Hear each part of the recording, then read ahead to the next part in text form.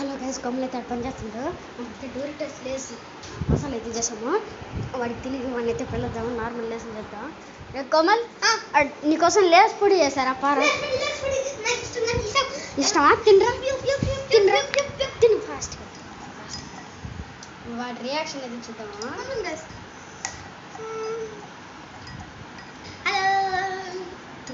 spicy last ఇంకొక స్పూన్తో reaction shock అయినట్టు